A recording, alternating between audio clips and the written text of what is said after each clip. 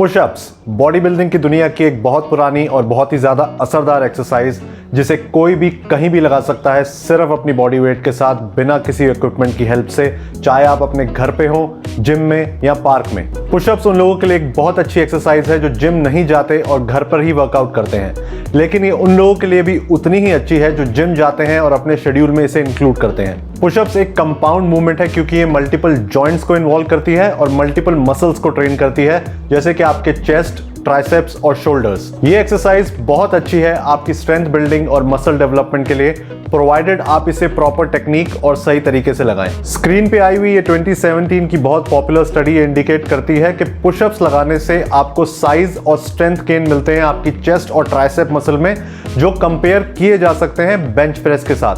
Pushups एक ऐसी exercise भी है जिसे लगाते हुए लोग काफी गलतियां करते हैं, तो इस वीडियो में बात करेंगे स्क्रीन पे आए हुए सारे पॉइंट्स की, डिटेल में डिस्कस करेंगे पुशअप लगाने की प्रॉपर टेक्निक और फॉर्म। मेरा आपसे वादा है कि ये वीडियो देखने के बाद आप पुशअप्स लगाते हुए कभी भी कोई भी गलती नहीं करेंगे, और साथ ही साथ आप ये भी सीखेंगे कि पुशअप्स को इफेक्टिवली कैसे यूज करना है अपनी चेस्ट मसल की डेवलपमेंट के लिए। तो पुशअप्स लगाते हुए आपकी हाथों की पोजीशन ना तो बहुत ज्यादा वाइड ना बहुत ज्यादा नैरो होनी चाहिए। आपके हाथों के बीच का गैप आपकी शोल्डर विड्थ से थोड़ा सा ज्यादा होना चाहिए। सही पोजीशन में आने के लिए आप अपने हाथों को पहले अपने शोल्डर्स के डायरेक्टली नीचे प्लेस कीजिए और फिर 2 से 3 इंच उन्हें बाहर की तरफ मूव कीजिए। मैं अपने हाथों को कुछ इस तरीके से प्लेस करता हूं कि बॉटम पोजीशन पे मेरे हाथों के अंगूठे मेरे शोल्डर की सर्कमफ्रेंस को टच करें। एक और इंपॉर्टेंट पॉइंट आपके हाथों की प्लेसमेंट के लिए, आपके हाथ बॉटम पोजीशन पे आपकी चेस्ट के बिल्कुल साथ होने चाहिए, उसके पैरेलल होने चाहिए, राइट नेक्स्ट टू इट। आपके हाथ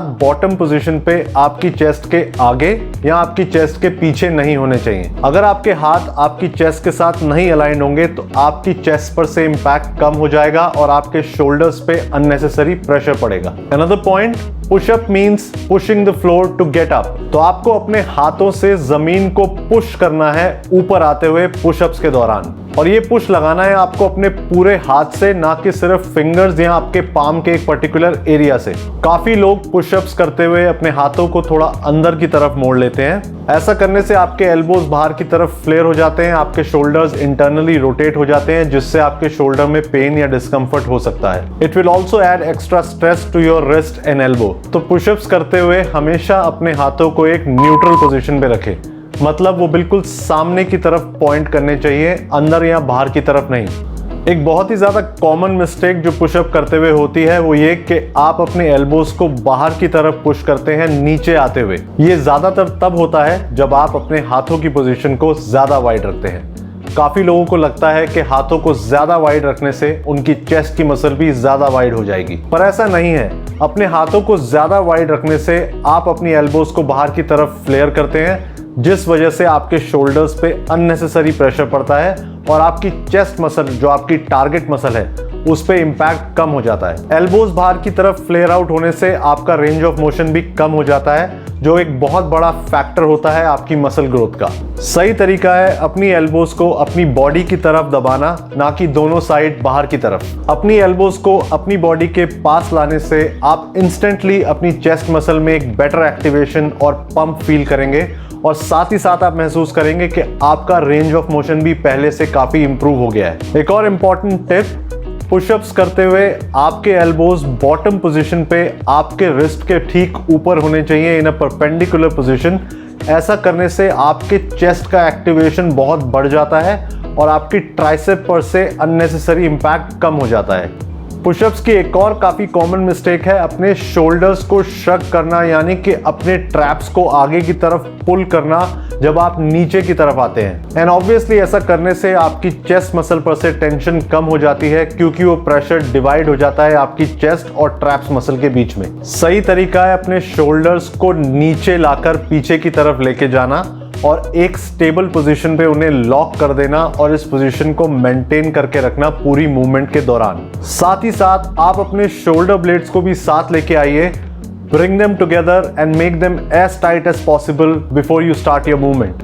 आपके पैर एक दूसरे के जितना ज्यादा पास हों उतना अच्छा है, जितना ज्यादा वाइड रखेंगे आप पैरों को, उतना ही इजी हो जाएगी ये मूवमेंट आपके लिए। So keeping your feet closer will make this movement more challenging for you. आपका सर एक बिल्कुल न्यूट्रल पोजीशन पे रहेगा, ना आपको ऊपर की तरफ देखना है ना आपको नीचे की तरफ देखना है। आपको अपने सर को अपनी बॉडी के साथ एक स्ट्रेट लाइन में रखना है।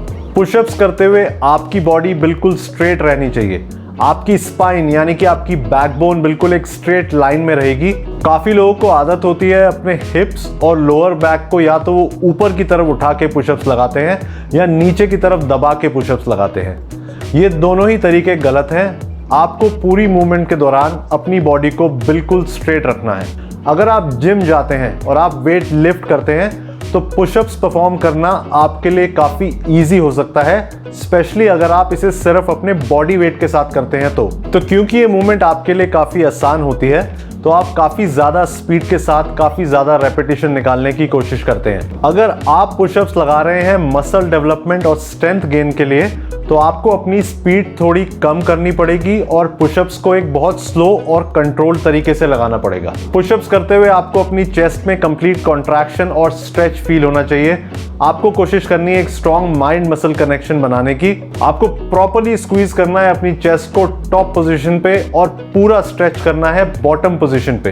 पुशअप्स आपके कोर मसल्स को भी ट्रेन करते हैं, तो एडिड स्टेबिलिटी के लिए पुशअप्स करते हुए अपने कोर को टाइट रखिए और अपने ग्लूट्स को स्क्वीज कीजिए। ये करने से आपका फॉर्म और बॉडी बैलेंस दोनों ही काफी इंप्रूव होंगे।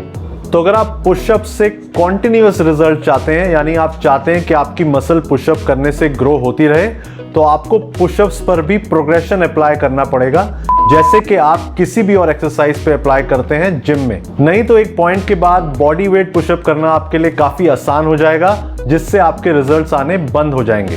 तो पुशअप्स पर भी प्रोग्रेसिव ओवरलोड लगाने के कुछ तरीके होते हैं, जैसे कि आप 2 पुशअप्स के सेट के बीच का रेस्ट टाइम कम कर सकते हैं। ऐसा करने से पुशअप्स के सेट आपके लिए ज्यादा चैलेंजिंग बन जाएंगे और आपकी बॉडी पे एक ओवरलोड पड़ेगा। आप वेटेड पुशअप्स भी कर सकते हैं, जिसमें आप अपने पार्टनर की हेल्प से अपनी पीठ पे वेट रखवा के पुशअप्स परफॉर्म कर सकते हैं।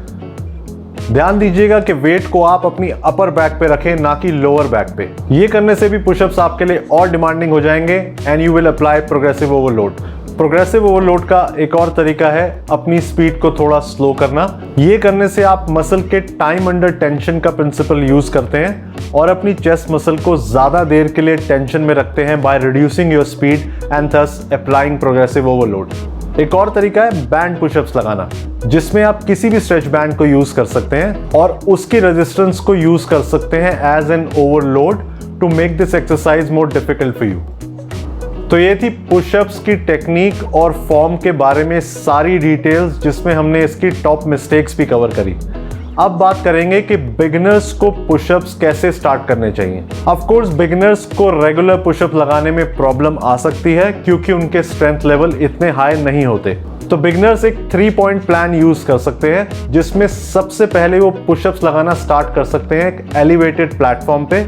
ये प्लेटफॉर्म घर की कोई दीवार, आपका बेड, कोई डेस्क या अगर आपके घर में कोई जिम बेंच है तो वो भी हो सकता है। आप धीरे धीरे इस एलिवेशन को कम करते हुए अपना डिफिकल्टी लेवल बढ़ा सकते हैं, जैसे जैसे आपकी मसल स्ट्रांग होती जाए। सेकंड पॉइंट है कि आप प्रोग्रेस करें नी पुशअप्स पे, जब आप एलिवेटेड पुशअप्स इजीली लगा पाएं। नी पुशअप्स रेगुलर पुशअप्स की तरह होते हैं, बस आपकी नी जमीन पे टिकी होती हैं, जिस वजह से आपकी बॉडी का आधा भार आपको नहीं उठाना पड़ता। इसमें सबसे इंपॉर्टेंट चीज आपको ध्यान देनी है कि आपकी अपर बॉडी बिल्कुल स्ट्रेट रहनी चाहिए और आपके हिप्स और लोअर बैक ना जरूरत से ज्यादा ऊपर उठे होने चाहिए, ना जरूरत से ज्यादा नीचे दबे होने चाहिए। और जब आप नी पुशअप्स को आराम से लगाने लगे, तब आपको प्रोग्रेस करना चाहिए नॉर्मल पुशअप्स पे। तो यहां पर होता है ये वीडियो खत्म। आपसे मिलता हूं नेक्स्ट वीडियो में बहुत ही जल्दी। तब तक के लिए प्लीज टेक केयर और मेरी तरफ से आप सबको नमस्कार।